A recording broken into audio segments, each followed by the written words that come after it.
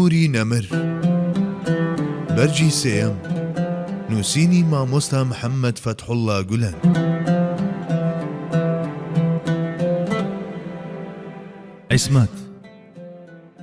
عیسمەت بە شێوەیەکی گشتی واتای زمانەوانی و واژەیی عیسمەت تایبەتمەندیەکی تر لە تایبەتمەندیەکانی پێغەمبەران تایبەتمەندی بێتاوانی و معسوومیەتیانە.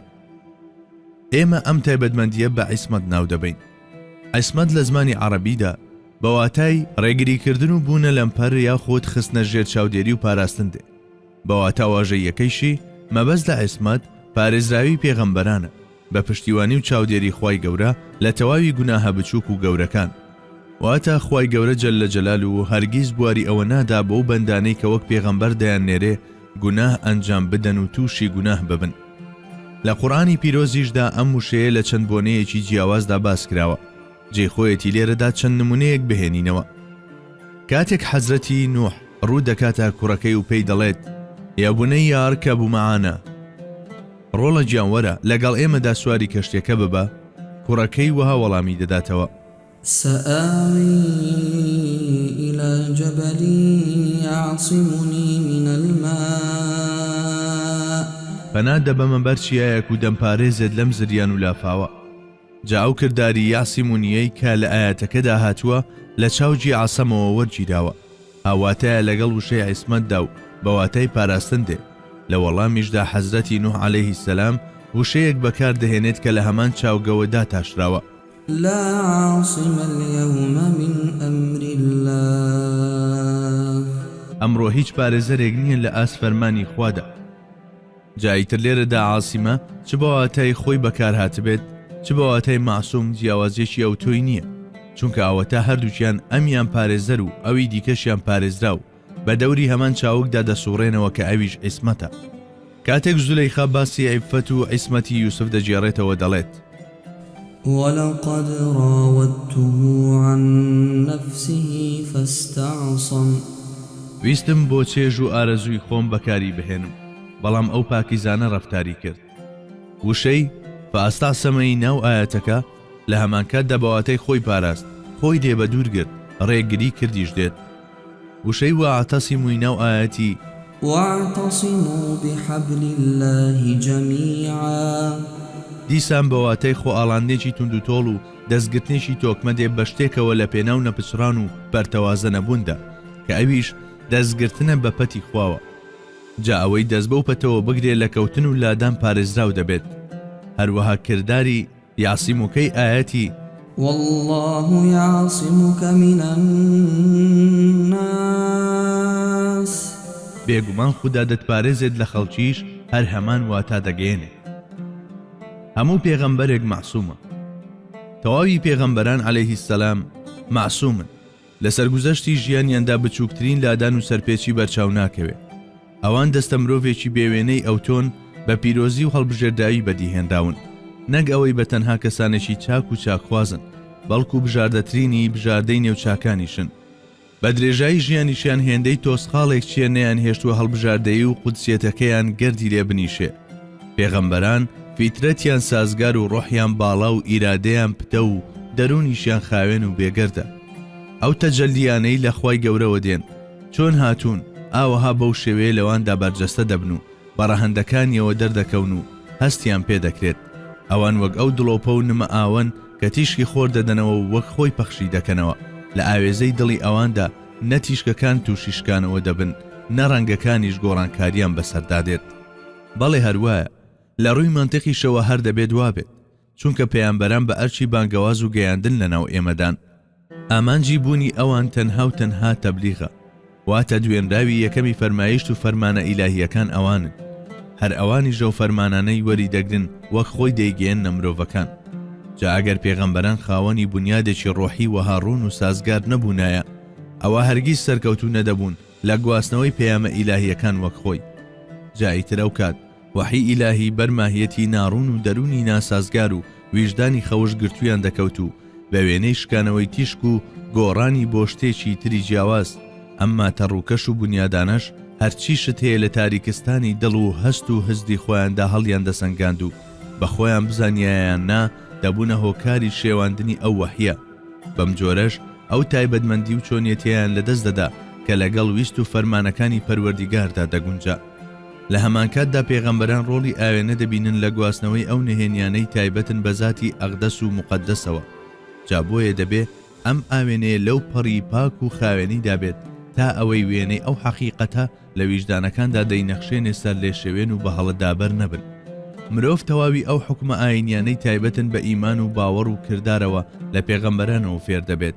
بۆیە پێویستە بە تەواوترین و کامڵترین شێوە درەوشانەوەی دین لە پێغەمبەراندا ببینێت تاوەکو شوێنیان بکەوێت و بە شوێنکەوتنیشیان بەختەوەری دنیا و دواڕۆژی دەست بکەوێت. جا ئەگەر ئەو ڕابەرە هەمەچیانەی کە سەر مەشق و پێشەوای خەڵچین دەستیان بچێتە گوناه، دەیتر چۆن دەبێت شوێنکەوتنیان جائیز بێت؟ لە ڕاستیدا شوێنکەوتنی ئەو جۆرە مرۆڤانە وابەستەی مەیلی عەوداڵی ئیستیقامەتە کە لە ناو ناخی مرۆڤ خۆی دایەتی. شوێنکەوتنی مرۆڤانێکیشکەوە ئەگەری لادانیان هەیە پێچەوانەی ئەم عەوداڵیەی ناو ناخی مرۆڤە.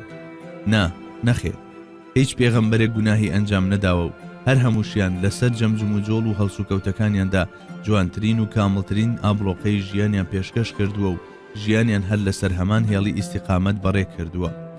چەندە سەختە باوەڕ بەوە بکەیت مرۆڤێ خۆی شایانی چوونە بەهەشت نەبێ، هەستێت دەستی خەڵکی بگرێت و وایان بکات ببنە شایستەی بەهەشت. لە کاتێکدا ئێمە دەزانین خوای گەورە سەرجەمی پێغەمبەرانی بۆ ئەوە ناردووە دەستی مرۆڤایەتی بگرن و بەرزیان بکەنەوە بۆ ئاستێک شایستەی چوونە بەهەشت بن.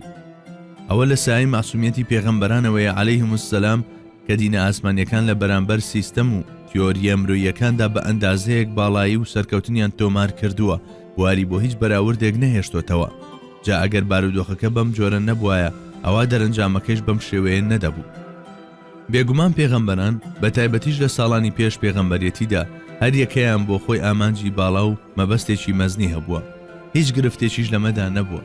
بۆیە دەبینین کاتێک پێغەمبەری خوا صلی الله علیه وسلم بەر لە پێغەمبەرایەتی لە تاوخەمی ڕزگاری مرۆڤایەتی دەتلایەوە، ئەو ئێش و ئازارە ڕۆحیانەی لە چیای نور دەیچەشتن کۆمەڵە سوێوژانێک بوون لەم بەرزە ئاوات و ئامانجە باڵایەوە سەرچاوەیان گرتبوو.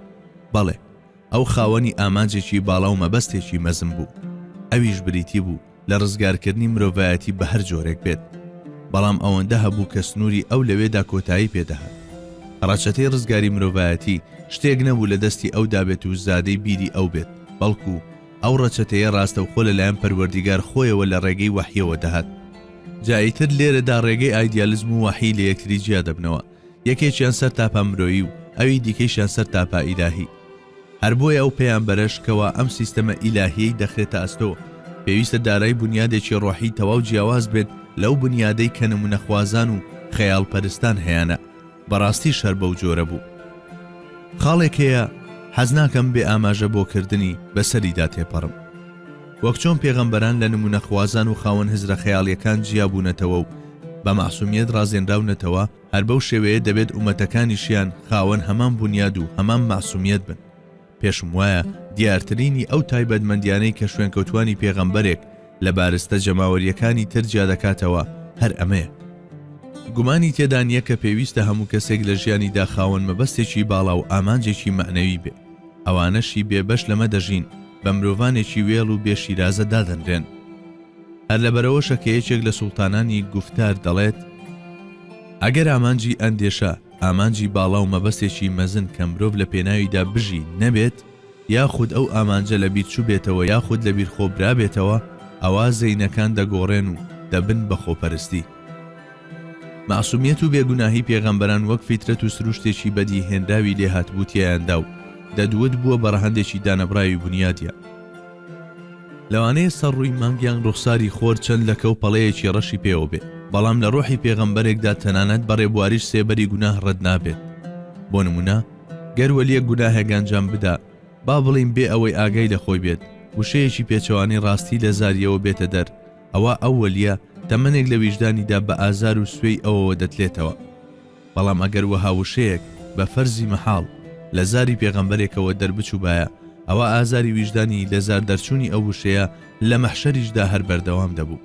هەر لەبەر ئەمەیە کە حەزرەتی ئیبراهیم عەلەیهی سەلاتی وەسەلام ئازار و ناڕەحەتی ئەو سێڕستە تعریزەی لە ژیانی داوتویەتی تعریز درۆ نییە، بەڵکو لە پاڵ دەرکاندنی ڕاستیدا گەیاندنی واتایە کە بە کەسی بەرامبەر لە پێناو بەرژەوەندیەکدا کە لە دەرەوەی واتای ئەو وشەیەدا کە دەربڕاوە و خۆشمان زۆر جار دەیکەین لە گۆڕەپانی مەحشەریشدا دەچێژێت و لە تاوە ئەوانەی بە مەبەستی شەفاعەتکردن دێنە لای ڕەوانەی حەزرەتی موسا عەلەیهی سەلام دەکات.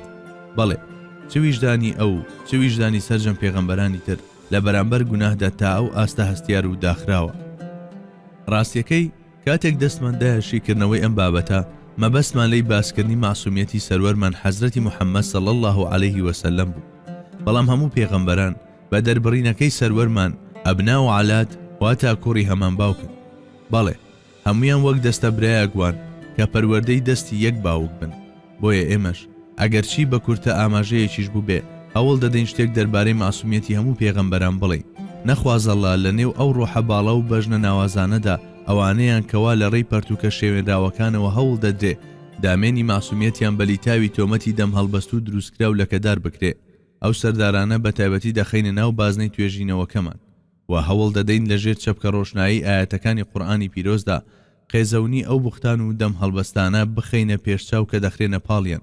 بەڵام وەک لەسەرەوەی ژاماژەمان پێدا بابەتی سەرەکی ئێمە حەزرەتی موحەممەدە و معسومیەتەکەشی تەوەری بنەڕەتی ئەم بەشەیە.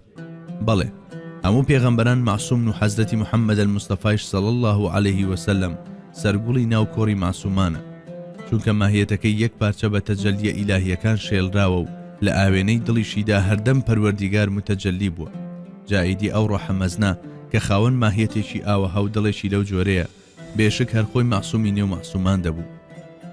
خوای گەورە عەزە وەجەلە لە پێناو بانگەوازێکی تایبەت و زۆر گەورەدا و بۆ گەیاندنی ئەو بانگەوازە کۆمەڵە مرۆڤێکی پارێزرا و چاودێریکراوی هەڵبژاردووە کە ئەوانیش پێغەمبەرانن. بۆیە بەڕەچاوکردنی ئەم حاڵەتە تایبەتیەیان بە شێوەیەکی تایبەت هەمیشە پاراستونی. ئەمە شەمان ئەو تایبەتمەندی پۆشتەکردنەی پێغەمبەرانە بە سیفەتی عەسمەت و هێشتنەوەیان لە ئاسۆی معسومیەتدا. آخر پێویستە ئەوان هەمیشە ئەو پایە بڵند و پاک و بێگەردەیان بپارێزن تاوەکو بتوانن ببن بە ڕێنوێن و پێشەوا بۆ سەرجەم مرۆڤایەتی. دەبێ مێزەر و جبەی ئەوان لە هەموو چەشنە لەکە و چەپەڵ یەک پارێزراو بێ تا ئەوەی چاوی ئەو کەسانەی چاویان لێ دەکەن و شوێنی پێیان هەڵدەگرن بە شوێنی ترەوە سەرخاڵ نەبێت. ئەوان ڕێبەر و ڕێنیشاندەری سەفەری بەرەو خودا و ڕەزامەندی خودا چوونن.